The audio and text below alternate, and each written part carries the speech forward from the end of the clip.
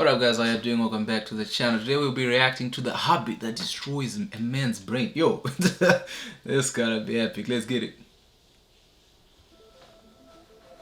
It should become obvious why things like pornography, not just the accessibility of pornography, but the intensity of pornography can negatively shape real-world romantic and sexual interactions. This is a serious concern. The discussion is happening now. The underlying neurobiological mechanisms you now understand. And this isn't to pass judgment on whether or not people like or don't like pornography. That's an ethical discussion. And it's a moral discussion that has to be decided for each individual by virtue of age, etc. But again, any activity that evokes a lot of dopamine release will make it harder to achieve the same level and certainly the greater level of dopamine through a subsequent interaction. So yes, indeed, many people are addicted to pornography. And yes, indeed, many people who regularly indulge in pornography experience challenges in real-world romantic interactions. Fortunately, most people do not experience or pursue enormous increases in dopamine leading to these severe drops in baseline. Many people do, however, and that's what we call addiction. When somebody pursues a drug or an activity that leads to huge increases in dopamine, and now you understand that afterward the baseline of dopamine drops because of depletion of dopamine, the readily releasable pool, the dopamine is literally not around to be released, and so people feel pretty lousy. And many people make the mistake of then going and pursuing the dopamine evoking, the dopamine releasing activity or substance again, thinking mistakenly that it's going to bring up their baseline. It's going to give them that peak again. Not only does it not give them a peak, their baseline gets lower and lower because they're depleting dopamine more and more and more. And we've seen this over and over again. When people get addicted to something, then they're not achieving much pleasure at all.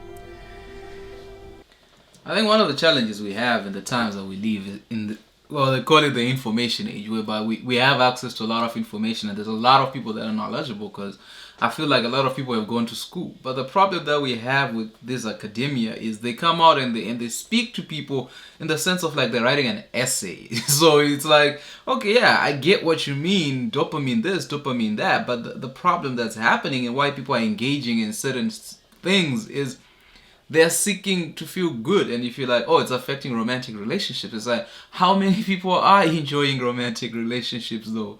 You know what I mean? Like, what's the solution? You even see this with video games.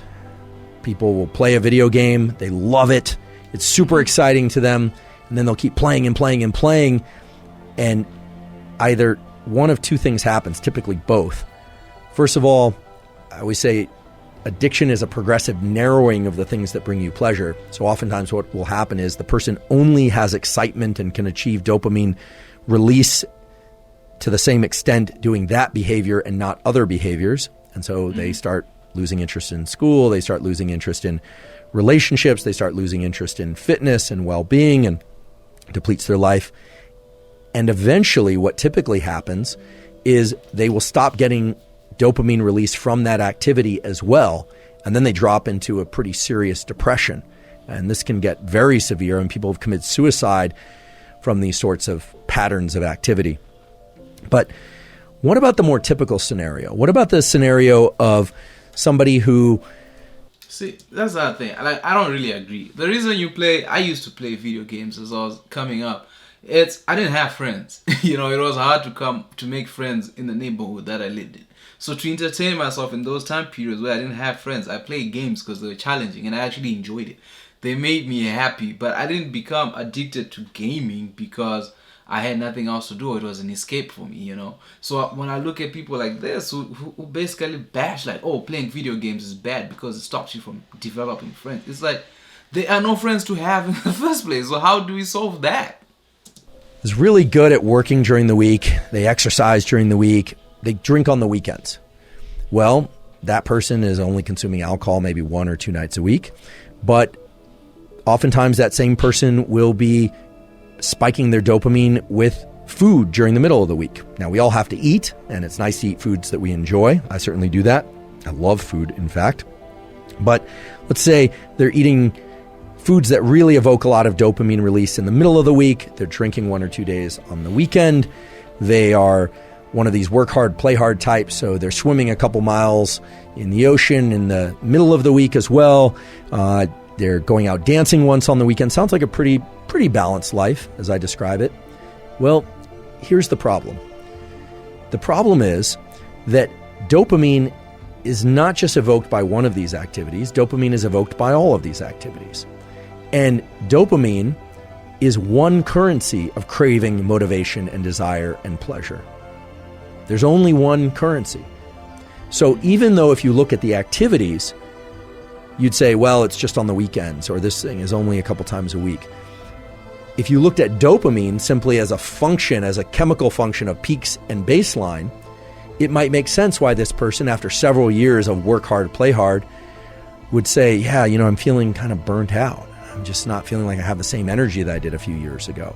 And of course, there are age-related reasons why people can experience drops in energy, but oftentimes what's happening is not some sort of depletion in cellular metabolism that's related to aging. What's happening is they're spiking their dopamine through so many different activities throughout the week that their baseline is progressively dropping. And in this case, it can be very subtle. It can be very, very subtle. And that's actually a very sinister function of dopamine, we could say, which is that it can often drop in imperceptible ways, but then once it reaches a threshold of low dopamine, we just feel like, we can't really get pleasure from anything anymore. What used to work doesn't work anymore. So it starts to look a lot like the more severe addictions or the more acute addictions to things like cocaine and amphetamine, which lead to these big increases, these big spikes in dopamine, and then these very severe drops in the baseline. Now, of course, we all should engage in activities that we enjoy. I certainly do. Everybody should. A huge part of life is pursuing activities and things that we enjoy. The key thing is to understand this relationship between the peaks and the baseline and to understand how they influence one another. Because once you do that, you can start to make really good choices in the short run and in the long run to maintain your level of dopamine baseline, maybe even raise that level of dopamine baseline and still get those peaks and still achieve those feelings of elevated motivation, elevated desire and craving. Because again, those peaks and having a sufficiently healthy, high level of dopamine baseline are what drove the evolution of our species, and they're really what drive the evolution of anyone's life progression too. So they're a good thing. Dopamine is a good thing. See, like I said, that's my problem with this scientist. It's like, yeah, at the end of the day, it's like when you listen to the whole videos, dopamine is bad. Like as a non-scientist myself, it's like I'm trying to understand what's the point of the video that I'm watching. Is dopamine a good thing for me? Is dopamine a bad thing for me? And then if at the end of the video you're like, yeah, it's a good thing for you, and then you should find a balance. But you've spent the entire video telling me you shouldn't engage in things that give you a lot of dopamine because it started out going, wait, pornography is this, and then video games are this. The sense that I feel what used to happen pre-information is people were just living their lives trying their level best to have a good day every day, which came from the happiness you feel around your family, the ability to pay your bills, to do all those things that you need to do, which progressed life into where we are now, to whereby we don't have the time to have our family, to do the things we used to do back then, because now we live in the information age whereby now we know, oh, if I want to do this, I don't really have to go out to meet my friends. I don't really have to do this. I have the internet. I have everything in my hand.